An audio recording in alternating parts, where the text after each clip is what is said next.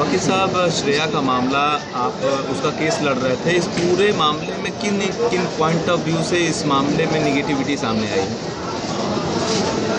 विपक्ष बहुत मजबूत है, उसकी मजबूती ही मुख्य पॉइंट बना।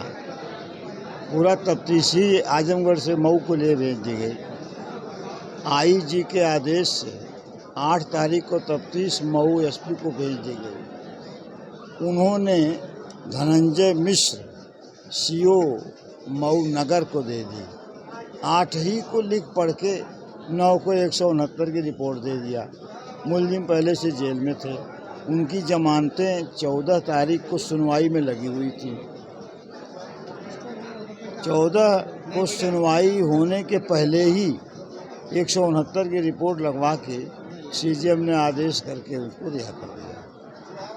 अच्छा वकील साहब, इस पूरे मामले में पहले आजमगढ़ पुलिस जांच करती है और उन्हीं साक्ष्यों के आधार पर इन्हें जेल भेजती है। देखिए, साक्ष्यों को मऊ पुलिस नहीं मानती। देखिए 302 में एफआईआर हुई, 302, 201 में। यहाँ की पुलिस जांच करते करते 306, 201 में आई, पकड़कर बंद की, रिमांड लेकर जेल भेजी। और यहाँ की पुलिस जो जांच कर रही थी उस पर विपक्षियों का कोई दबाव काम नहीं कर रहा था, ठीक है ना। इसीलिए ये तफ्तीश आईजी के आदेश से सीधे मऊ पहुँच गई और वहाँ एक ही दिन में सब कुछ हो गया। 169 तक की रिपोर्ट आ गई और रिहा भी हो गए।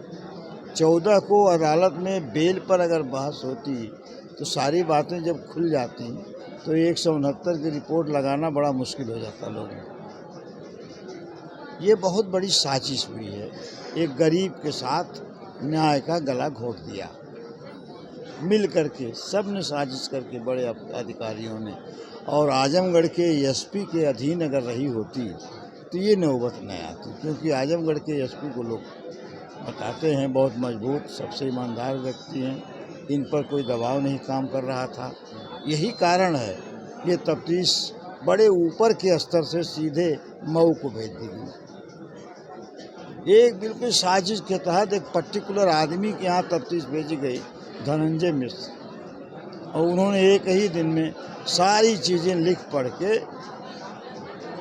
उनको इस तरीके से अगर इस तरीके से पुलिस काम करेगी तो गरीबों को न्याय मिलना कितना बहुत मुश्किल हो जाएगा। अदालत का ही भरोसा है और अदालत अब इन चीज़ों को कितना सीरियस लेती है, लेगी ही। मामला सीरियस है। हमें उम्मीद है कि हमने जो सलाह दे दिया, सारे पेपर्स लेकर माननीय उच्च न्यायालय आप जाओ, वहाँ अपनी बातें सुनाओ, ये सारी बातें रखो, देखो क्या निर्देश होता है। अब इस पूरे मामले में आप अभी इसमें कुछ आगे लड़ाई लड़ेंगे? हमने तो उससे कहा, भाई तुम खड़ा अगर रहो तो हम तुम्हारा अंत तक साथ देंगे। अगर तुम ही कंप्रोमाइज़ करके हट जाओगे तो हमारा रास्ता वहीं रुक जाएगा, अन्यथा हम आपका साथ अंत तक देंगे। इसमें कहीं धनार्जन आड़े हाथ नहीं आएगा, कहीं भी वो चीज़ कोई कंडीशन नहीं बनेगी। अच्छा, इस पूरे मामले में अगर जांच आजमगढ़ रही तो ये ऐसा न होता जो आज हुआ है। और आजमगढ़ कप्तान के अधीन अगर जांच रही होती तो निश्चित है कि इस तरह गला नहीं घोंटा जा सकता था। आज गरीब का रो रो कर बुरा हाल है, कल से हाँ, पूरा परिवार बेहाल रो रहा है। हम खुद वहाँ थे पूरे दिन जी, हालात देख करके खुद रोना खड़ा हो जाता।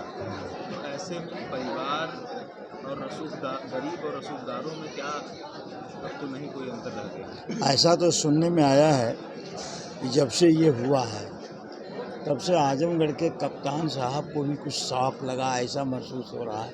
लोगों के बताने के अनुसार उनको भी शॉक लगा। एक ईमानदार आदमी दुखी तो होगा ही। यहाँ तक सुनने में आता है कि यहाँ दीवानी कचहरी के जो ऑफिसर्स हैं उनमें भी कुछ शॉकिंग सा माहौल महसूस हुआ इस चीज़ से कि ये क्या हो रहा है। अच्छा वकील साहब, आपकी लाइफ में कभी इस तरीके का केस कभी आया है क्या? लड़ने के लिए भिन्न भिन्न तरीके के मुकदमे लड़े हैं, लेकिन इस तरह न्याय का गला घोंट दिया जाए, जैसे लगे दबा करके हर काम हो गया, कोई कुछ नहीं बिगाड़ पाएगा, ऐसी परिस्थिति पैदा हो गई। बहुत दुखद है, अत्यंत दुखद है। अब माननीय उच्च न्यायालय क्या करेगी भगवान जाने, आशा वहीं से है। आप देख तो रहे हैं गांधी जी वाले, राहुल गांधी वाले में हाई कोर्ट तक जाने आते, कहाँ कितना दुर्दशा हुई, अंत में एक जगह न्याय मिला। तो यहाँ भी मुझे लगता है न्याय मिलेगा। ये मामला 305 आईपीसी का है, जिसमें आजीवन कारावास और डेथ सेंटेंस का है, क्योंकि बच्ची की उम्र 15 साल 10 महीना है हाई स्कूल के अनुसार। तो नाबालिग की आत्महत्या है, आपके उत्पीड़न से है, तो ये मृत्युदंड का केस है। फिर भी इसमें इतना बड़ा अन्याय कर दिया लोगों ने, धनवानों ने।